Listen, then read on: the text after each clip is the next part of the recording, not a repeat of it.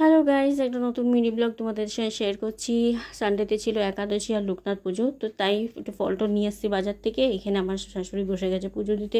উনি অপেক্ষা করছিল যে কখন আমি আসবো আর উনি পুজো দেবে। তো ফলটা আনতে দেরি হয়ে যাচ্ছিলো, প্রায় 11টা বেজে গেছে। তাই উনি চান টান করে বসেছিল কখন আমি আসবো আর পুজো দেবে।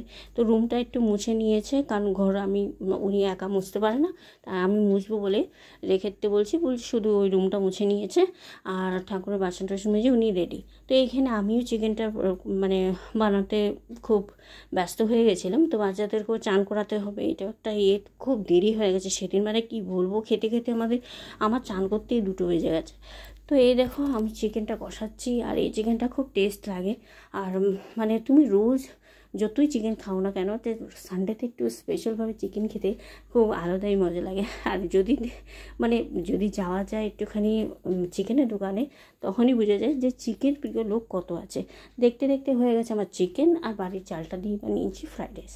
আর এই দেখো আমি চান করে চলে যাচ্ছি, 2টো বেজে গেছে। সবাইকে চান করালাম এবং ছেলে মেয়েকে চান করালাম, আমিও চান করলাম। আর খেতে খেতে বেজে গেছে 2, 2:30টা।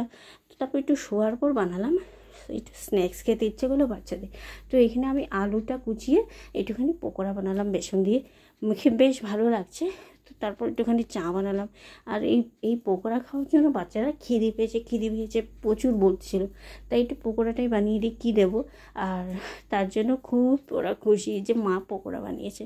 আর জানো তো, আমি আগেও তোমরা ভিডিও পেয়েছো যে আমি অনেক পকোড়া টকোড়া বানাতাম বাড়িতে, তো এখনও বানিয়েছি। যদি ভালো লাগে প্লিজ আমার এই মিনি ব্লগটার জন্য একটু শেয়ার কমেন্ট অবশ্যই করে দিও।